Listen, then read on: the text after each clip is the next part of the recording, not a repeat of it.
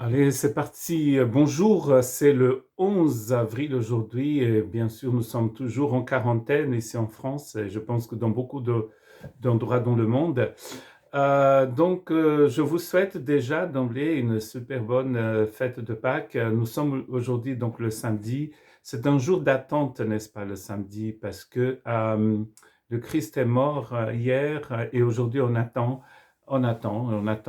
Imaginons que si nous étions en fait à l'époque du Christ, si nous étions disciples de Jésus, ce samedi c'est un jour très difficile parce qu'on vient de perdre notre Seigneur et nous sommes dans cette attente.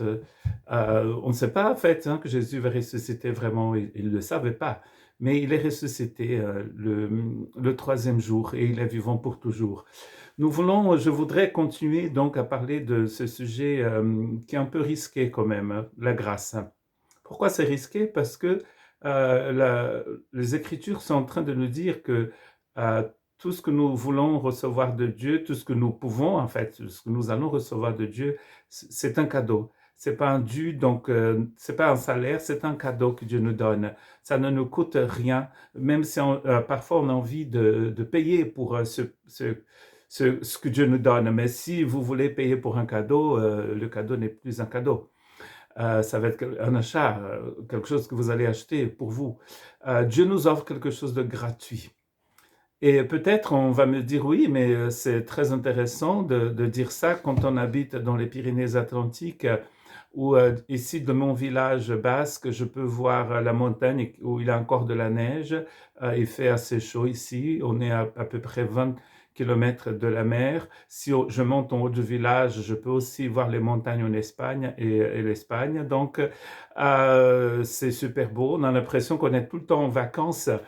Et donc, c'est peut-être plus facile de parler de grâce, des choses magnifiques comme ça, quand on habite dans un lieu si joli et si intéressant. Mais en fait, ce message, c'est un message qui nous a été présenté par le Seigneur et par ses apôtres en Palestine occupée par Rome, où la vie n'était pas simple. D'ailleurs, on est en train de parler que Jésus, lui-même, celui qui parlait de cette grâce, a été crucifié. La plupart de ses disciples aussi ont été crucifiés. En fait, le sujet de la grâce, c'est le sujet clé dans les Écritures, car tout ce que Dieu nous donne, si vous croyez qu'il est le créateur du monde, il a créé les étoiles et les galaxies et c'est un acte de grâce. C'est un acte de grâce pour tout l'univers. Donc la grâce est présente de Genèse, Apocalypse. Qu'on vive dans les Pyrénées-Atlantiques ou ailleurs, je n'ai toujours pas vécu dans les Pyrénées-Atlantiques. Et vous savez très bien parfois il a descendre au paradis. Vous pouvez être dans un paradis et avoir un cœur tourmenté. Qu'est-ce que nous cherchons? Nous cherchons la liberté, nous cherchons d'avoir la paix, la joie.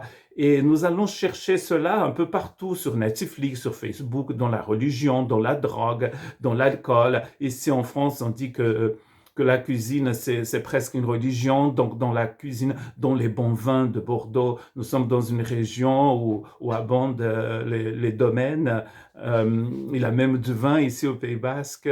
Mais nous cherchons partout. Nous avons envie d'être libres, d'avoir cette joie, cette paix.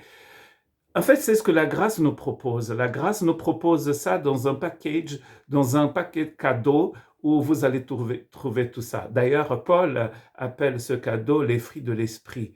Et les fruits de l'esprit, c'est au singulier, c'est agapé. Tout cela, ce sont des cadeaux de la grâce. Ça ne nous coûte rien. Et donc, du coup, on va dire oui, mais c'est peut-être risqué de parler trop de grâce. J'ai déjà entendu ça, tu parles trop de grâce. D'ailleurs, je pense qu'on n'en parle pas assez, en fait, de cette grâce. Car quoi que vous fassiez, un jour, vous allez toujours revenir à, à cela.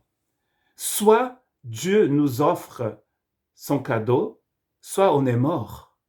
Car notre existence est tellement courte, nous sommes tellement limités. Vous voyez un microbe, un virus invisible est en train d'arrêter toute la planète.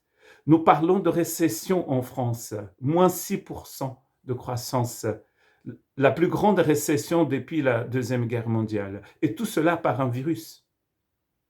Vous voyez, les compagnies sont terrassées, les compagnies aériennes.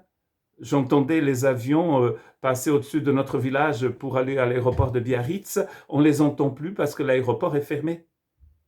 C'est la crise, car finalement, nous ne contrôlons rien du tout. Nous voulons contrôler en pensant qu'on n'a pas besoin de Dieu, on n'a pas besoin de sa grâce, mais tôt ou tard, et parfois tard, trop tard, nous allons reconnaître, nous reconnaîtrons que sans cette grâce, nous ne pouvons rien faire. Jésus a dit dans Jean chapitre 15, sans moi, vous ne pouvez rien faire. Donc, soit je saisis cette grâce, ou je ne saisis rien du tout.